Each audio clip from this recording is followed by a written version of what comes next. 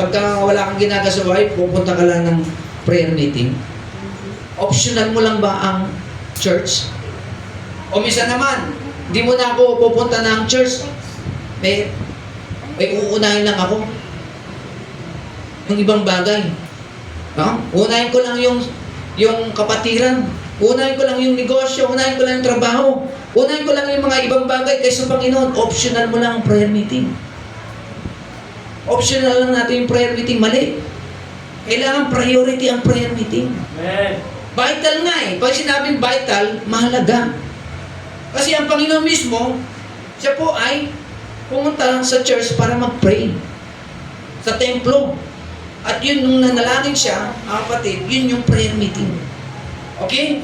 So makikita po natin, ginagawa po niya sa templo.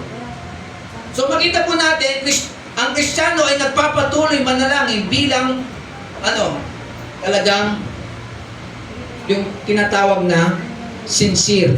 Ano po yung sincere? Seryoso. Maraming Kristiyano, mga kapatid, hindi seryoso pagka nagpe-prayer meeting. Sa kanila ang prayer meeting parang lang, yung nanood ka lang ng sine. Alam niyo di ba, dito siguro nakapanood na kayo sine.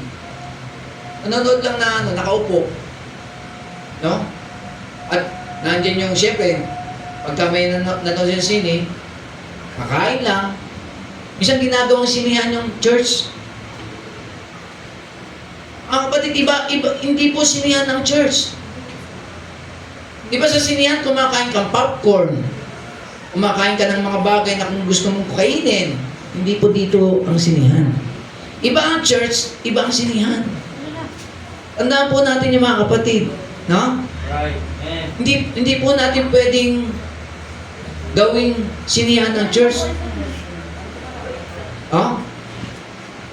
Laking bagay mga kapatid, okay lang na uminom tayo ng tubig. Walang problema doon. Kasi sa init ng panahon.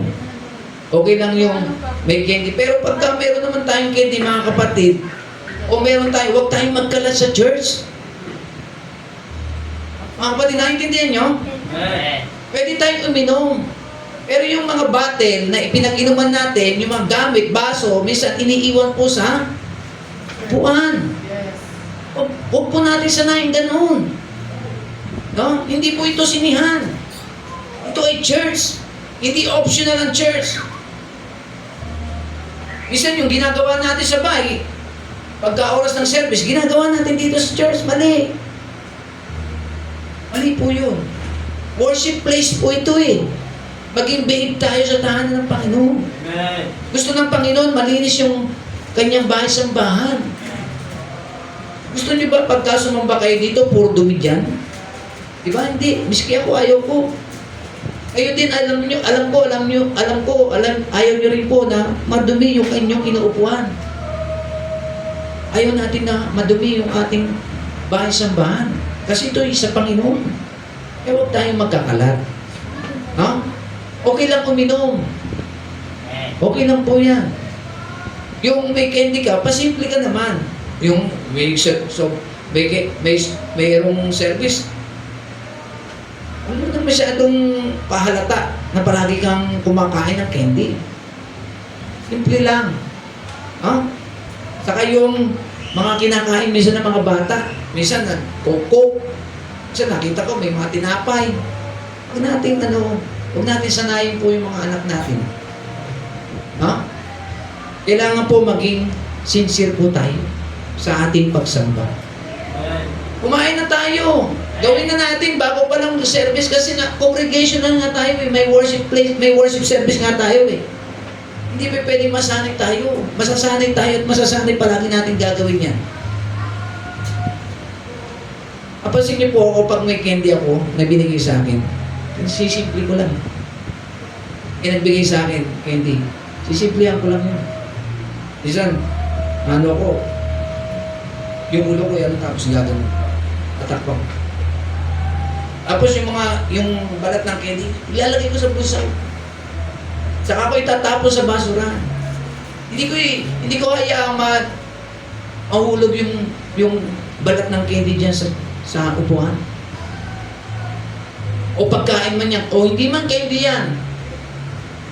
O O minsan yung mga nagkukuko. Minsan hindi pwede yung nagkukuko dito. O minsan yung nagkukukuto. Hindi pwede nagkukuto dito. Pero man ganun, nagsis-worship tayo na may nagkukuko, may nagkukuto. Mali. Mga kapatid, mali. Hindi po maganda. Mayroon tayong bahay-sambahan eh. Nakikita ko kasi na ako nandito sa taas eh. Bakit ko sinasabi? Kasi nasa worship place tayo. Paalagan natin ang ating bahay-sambahan. Eh kung ako, gagawin ko rin yun. Matutuwa ba kayo? Hindi eh. Kaya hindi ko ginagawa. Na mag-ano ko dyan, magkukuko ako dyan. O mag-ano ko ng puto. Diba? Mali, hindi maganda. So, iayos natin yung ating mga sarili. No? Prayer meeting tayo. Eh, makita po natin, special eh. Nandito yung presensya ng Panginoon, nakikita ka? Halimbawa, hindi natin nakikita ang Panginoon.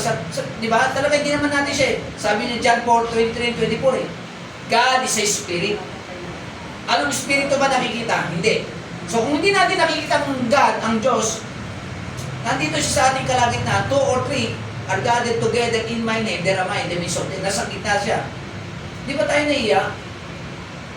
Na kahit hindi natin siya nakikita, no? Meron tayong maling ginagawa. Pero kung wala tayong maling ginagawa, mapapansin pa rin niya. Bakit? God is all-knowing. Ano yung God is all-knowing?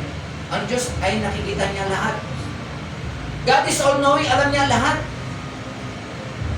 Ano man ang ginagawa mo, hindi nakita, pero nakita ka ng Diyos. Ano man yung ginawa ko, hindi nyo man ako nakita, pero ako nakita ako ng Diyos. Tama po? Amen. Right. Ganun po yun. Kung hindi kita nakita, ang Diyos nakita ka. Hindi nyo ako nakita, pero ang Diyos nakita ko. May mali pa rin ako.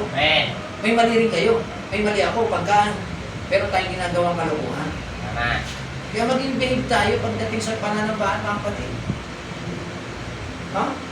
Kaya ginagawa natin maayos po yung pagsamba. Tingnan niyo po ang mga iglesia ni Manalo. Kung makabihis sila, di ba tayo nahiya? Naka-uniforme pa sila, kulit puti. Napaka-linis ng kanilang bahay-sambahan. Nirerespeto nila yung kanilang loob na sa pagdating nga sa labas na nigardo. Mali. No? So, yung sa panamit nila, walang problema yan, ganda eh.